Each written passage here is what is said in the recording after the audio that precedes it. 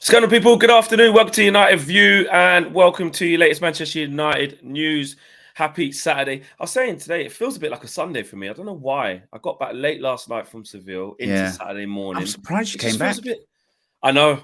I was thinking of just staying out there for an extended break, but nah. You know what? Got to get back to work. Got games coming up after the international break. We have to be present. And we've got Fulham tomorrow as well. But yes, a little bit off the cuff. Good breaking news today. Interesting breaking news today. Yes. From the Mirror. We're going to discuss this. This is coming from the Mirror. You smash a like on the video, subscribe to the channel if you are new.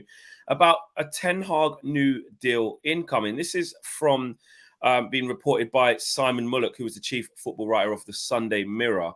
And it's just come out of the blue, really. I mean, we've discussed. Some people have put in super chats before. Do you think the new owners would keep Ten Hag, etc., etc.? And Simon Mullock has come straight through with this news. He says that Eric Ten Hag is set to get a new contract regardless of who owns the club. United have told Ten Hag they want to reward him for the progress he has made since his arrival. Ratcliffe's Ineos Group and Sheikh Jassim's 92 Foundation have said they both believe, in capitals, Eric Ten Hag is the right coach to bring the club back to the top. It's a weird one.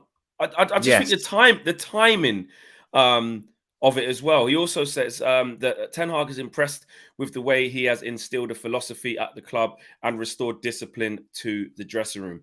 I think we should start at this bit, Owen. I think we should start at the bit of those bits are true. So everybody's been impressed by how well he's done in such a short space of time. That's number one. Everyone's been impressed with the discipline he's brought to the dressing room.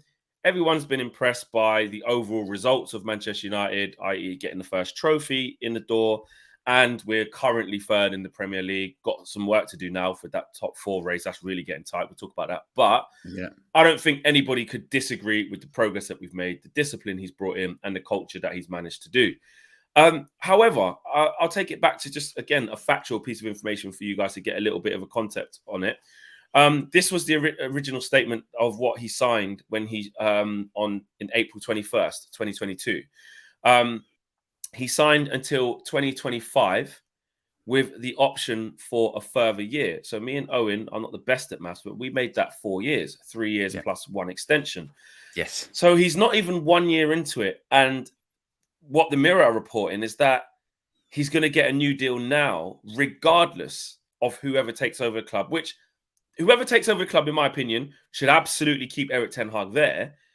Should he get a new, is it the time to get a new deal now, though? It's a really weird one because if you say no, you don't want to say no and it appear like you're criticizing Eric Ten Hag, because how can you criticize him for what he's achieved this season? Especially in comparison to last season and how bad it was, and with a similar group of players, not the same group of players. Obviously, the nucleus has been changed somewhat, but the improvement is there to be seen, and it's only the beginning of this journey. But we do have a weird track record when it comes to this. We were chatting before we went live, or before we started recording, rather, talking about, we did it with Ole Gunnar Solskjaer, right? When it came to, people forget, before last season, he got given a new contract that summer. Jose Mourinho finished second in the Premier League, and we gave him a new contract because I think the first sort of whiff of success, Manchester United are like, we're back, fingers crossed we're back, and then we give new contracts out. And that's not to say that it's not going to work with Ten Hag, but I would say, why don't we just do the same thing that we're doing with the players, which is why rush it, right? Why, if a player, unless they want a really, really low salary, if a player's playing really well, but they've got 3 years left of their contract, I think most people would go, fine, let's just see how that one plays out, right? Let's see if they can keep it up for the remainder of their contract.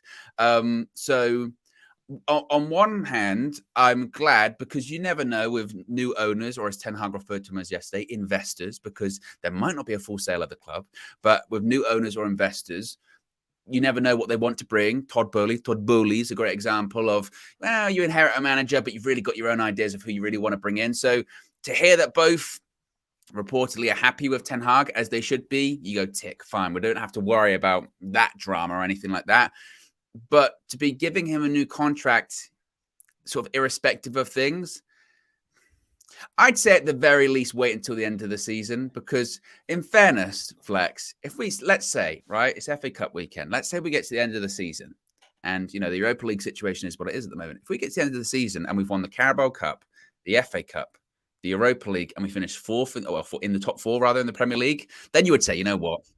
Probably deserve that new contract. Give him what he wants. No, mate, if he does a treble light, then fair enough. Honestly, yeah, fair enough. But that's the key here. He hasn't. Do you know what I mean? And we all love Eric Ten Hag, and I don't think we can question at all what he's done. It's been absolutely brilliant. But like Eric Ten Hag would say, the work is not done this season. We've got to make sure we finish in this top four and not undo all of the work that we've done through this season. It's getting tight in that area. And I know I'm sounding a little bit pessimistic here, but that game against Newcastle was billed as a massive game. It is. I hate to use the term 6-pointer, but it is. We're 3 points ahead of them with the same games. And if they beat us, okay, it doesn't mean we won't get in the top four, but it's a dogfight. It would be a dogfight. And look, we've got the Carabao Cup, which is fantastic. I'm not saying that everything hinges on that one game. Of course not. But I think for me, reward Eric Ten Hag by backing him in the summer and letting him sign more players. He's got 3. This isn't a manager who's going into his last year or last 18 months of his contract. So for me, I think I wouldn't even be looking at this until I know you painted exceptional circumstances there, where if he'd done the treble light, then you would. 4, you're like, I wouldn't care then. I wouldn't care. Yeah, of course. But for me, I'm not looking at this until he's 2 years in, 2 full seasons in, regardless of whether it's good or bad. I'm like, because I just don't see why we have to. This isn't, like I said, he hasn't even finished his first year yet. As long as the new owners, if this was the new owners are coming in and making sure Ten Hag stays, cool. That's a statement you want to hear. That's absolutely right. But the fact that he's getting a new deal, or reportedly, I wouldn't be. Look, let me get this straight. I wouldn't be like angry, massively against it. No. But you would just say, but why? Why?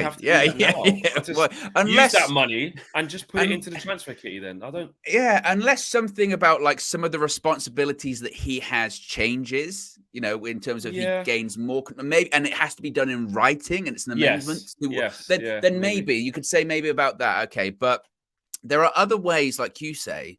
Because there's no real uncertainty about his future. The only thing would be, are the new owners, whoever they may be, do they rate him? Well, if they do, then there's no uncertainty about his future. Like you said, it's not as if it's coming in. He's not in a Conte situation where you're like, well, is he going to stay at the end of the season? He's very stable. He's going to be here. Everyone knows he's going to be here, and the journey's just begun. And to your point, there are other ways of proving that you can back your manager than just give him a new contract. You can, like you say, you can back him in the transfer market. And Eric Ten Hag, I think, has absolutely been backed so far as Manchester United manager. He got given money to spend last summer. The Cristiano Ronaldo situation. In years gone by, they would have sided with the player over the manager. They haven't done that this time. Clearly, Ten Hag has full reign on big decisions at the club, even when it's things like, Jadon Sancho, you can go away for a couple of months and you can figure yourself out and you can come back. And this summer will tell us even more, because when it gets to what we kind of imagine will happen, Harry, big decision, Harry Maguire, what's going to go on there, probably move on, etc., what's going to happen with Martial, big decisions. Ten Hag to bring in different players, that will show us even more about how much of a grip he's got at this club. And I just think, although I'm happy he's here and I love him, I do see what you're saying about let's still make sure we don't revert back to type. Essentially we've achieved the Carabao Cup. Technically, right? And I know we all know it feels different because we can see what Ten Hag's building and the harmony within the team. And I'm around the players all the time. There's definitely, they're happy, 100%.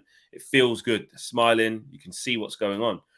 But in terms of what we've achieved and output yet, the time hasn't even elapsed to see what we've achieved. We've only achieved the Carabao Cup so far. We've achieved the maximum we can achieve so far. Yeah. I know you could say, well, technically we could be in a title race for extra thing, but all right, cool. We're not.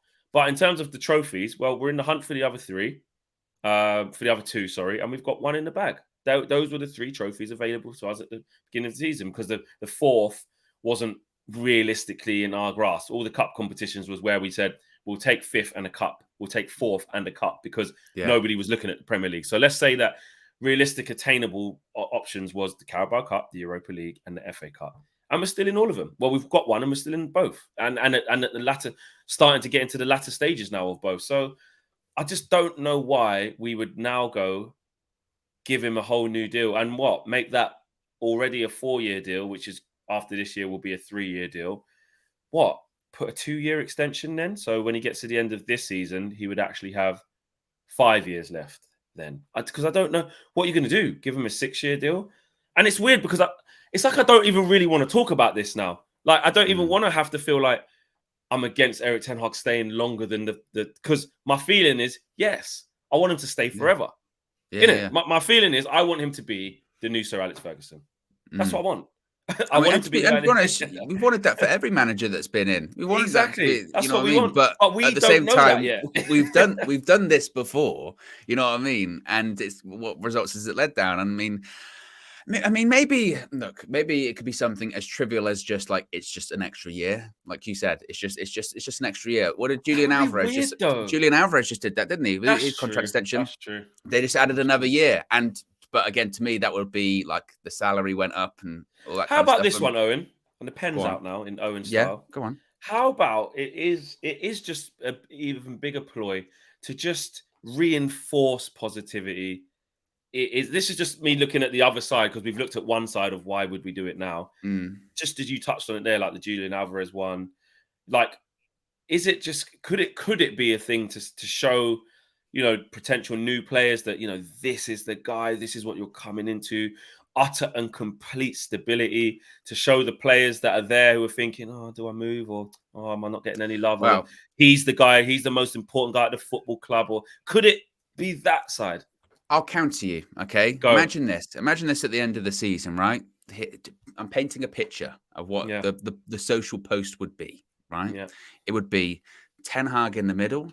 It would be Rashford to his left. There'd be Luke Shaw on this table. There'd be Diogo Dalot on this table. There'd be David De Gea on this table, all with pens like this, all putting them to paper like that. And it'd be like, they're all staying. They've all got new contracts. This is the future. This is the plan. Could it all be something like that? Not only have Rashford, Dalot, De Gea, Shaw all agreed these new deals, but also the manager has as well. Is that what they could do?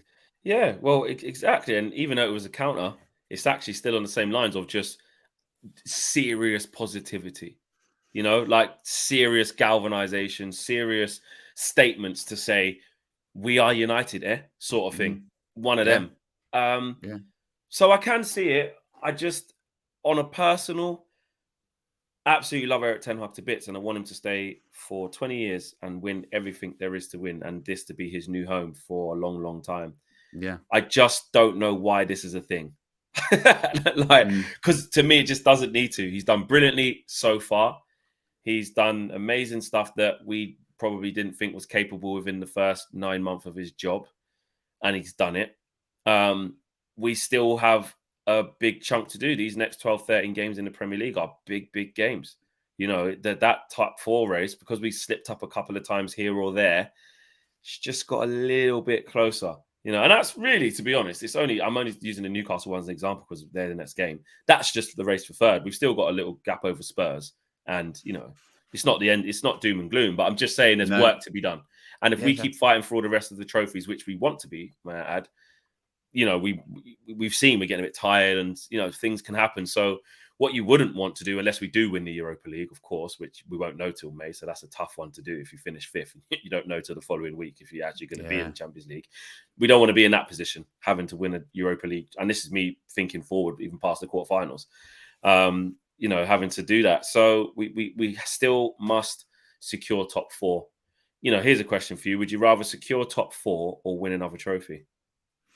Oh, I've always said top 4. We've got, it's not the biggest trophy, but we've got a trophy this season.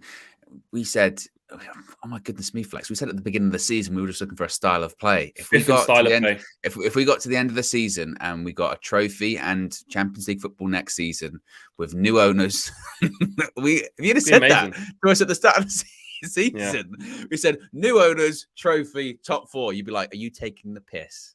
Yes. obviously, yes. So the new owners one is the real one. We'd yeah. have take finishing 10th for that. Oh my goodness! People talking about, oh, would you yeah, have United get relegated to get the owners? And yeah, people would have gone, yeah, yeah. yeah. So a trophy on top 4, absolutely, you'd take it. So, you know, and again, it's a weird one because at the same time, which you do say, oh, maybe it's too soon, and why are we having this conversation about a new contract? But this season still could be immensely successful, and then at the end of the season, this contract extension might look like a really good idea. Oh, this video will get deleted. This will come off the channel. This video. And we'll do a new one. You know what I mean? It'll be like, imagine he won. But even that though, here's one for you. Here's a bar humbug one for you. Even if we done I know I said it earlier in this same show. Even if we done the treble light, which I'm not going to say it's unlikely, but it is very difficult, right? Even if we done the treble light, managing that, it's on. Oh, it's on. It's on. It's on till it's not on. It's on till it's not on. I just feel that we're going to get. Are we the favourites for the Europa League? Are we the favourites for the Europa League? Yes. Yeah. We're the favourites. Are we? We're joint. City still in the. We're joint favourites for the FA Cup. Yeah. And on one, and it's not going to be 2 legs. On one game against City, whether it's at the semi-final at Wembley or the final at Wembley, we would be right up for that. I could see us doing it. Obviously, exactly. So that's what I mean, though. You know, and we're getting a little bit tired, got mixed up midfield. Anyway, my point was, even if we done the treble light, he's still in his first year. You still don't even need to do that. Like you could say that's a reward, though. That's a big achievement. But you don't have to. Yeah, but if we didn't do it, saw at Selhurst Park last season when he was sitting in the stands to go from that to finishing in top 4 and winning 3 trophies. Yeah, but that could be in bonuses though. But in his clause, he probably got clauses say all the players, if you win this trophy, you get this. If you win that trophy, you get that. You return back to Champions League, you get this. They'll be littered with bonuses, financial rewards for doing this. So I'm thinking, yeah, cool. But like I'm not saying even if we did do it with the treble light, I'll be like, whoa, why?